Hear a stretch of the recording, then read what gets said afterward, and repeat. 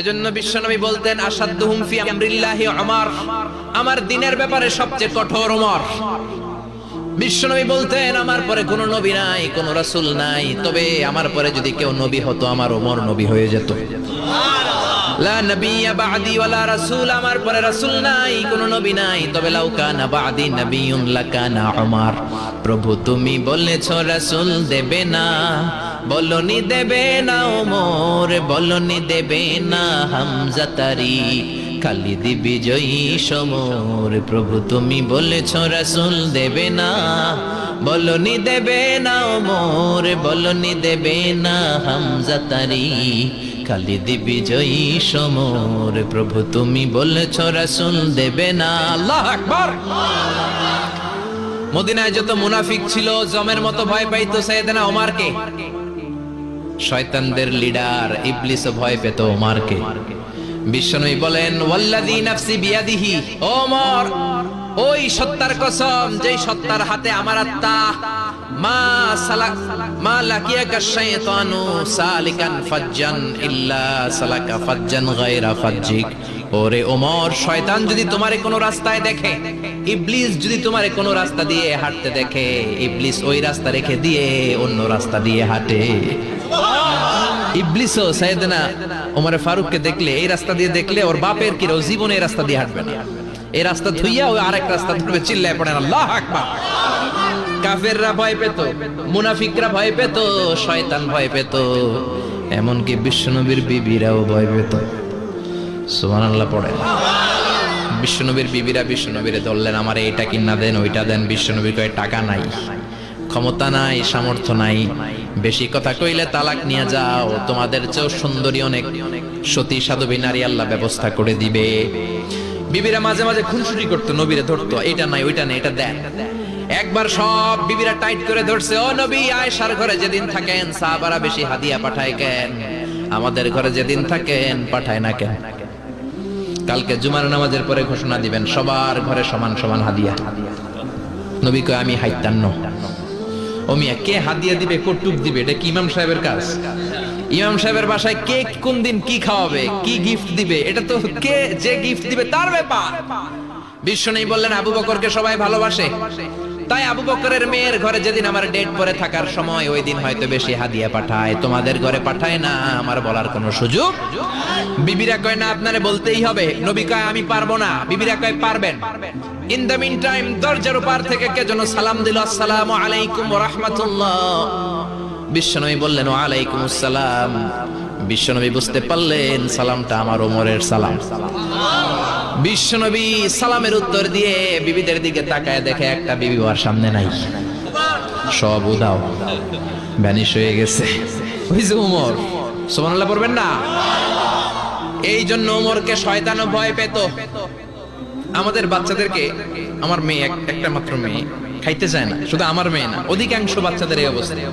ওরা আম্মু দিক দিয়ে খাওয়ায়, আবার দৌড় দেয়, আবার আমি খাওয়াই, আবার কান্নাকাটি করে, বলে গল্প শোনাও, তাইলে খাবো।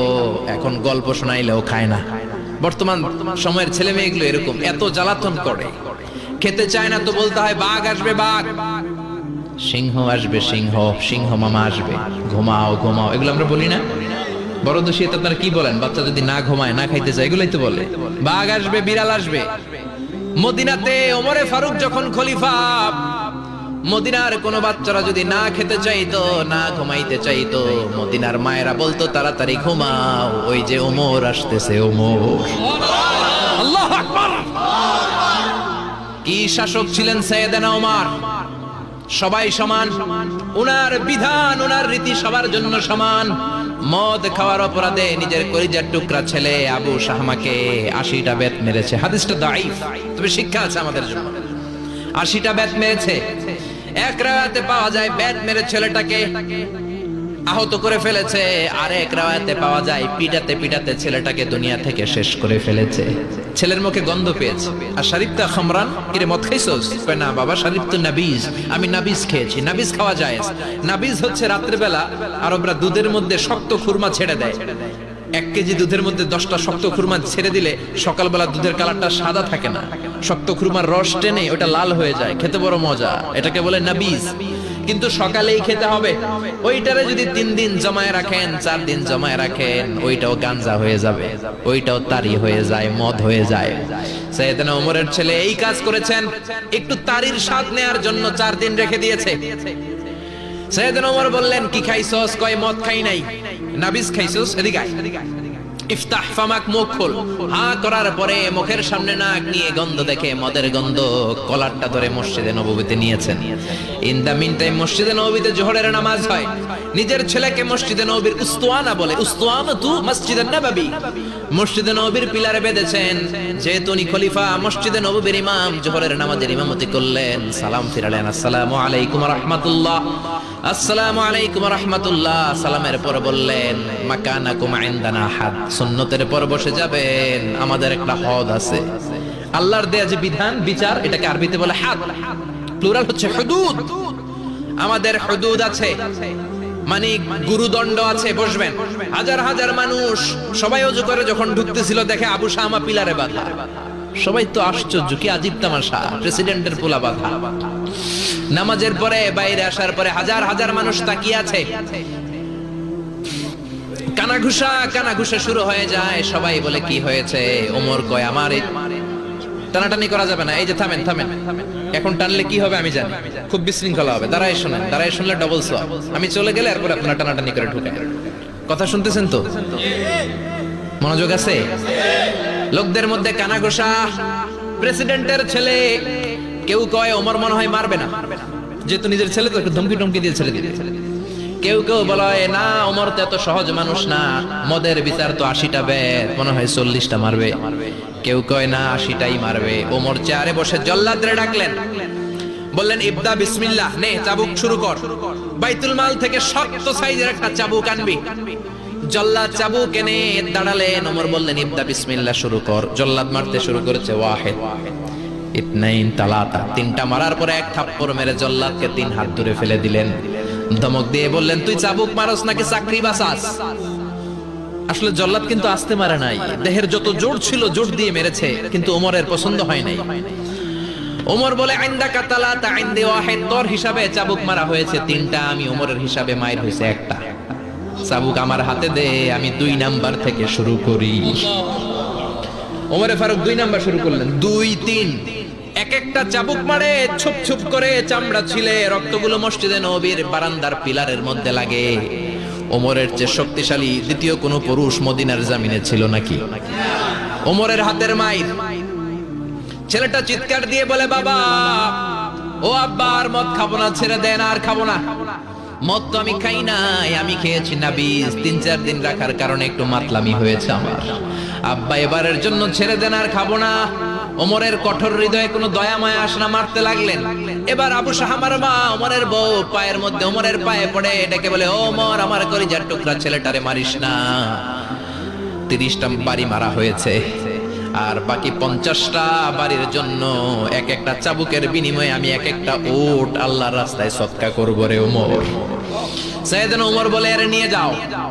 আবু শাহামার মা উট দিয়ে আল্লাহর জাইন চাবুকের বাড়ি থেকে একটা বাড়িও কমানো যাবে না, 80টা বাড়ি দেয়া পর্যন্ত পৃথিবীর কোন শক্তি আবু শাহামারে আমার হাত থেকে ছুটাতে পারবে না।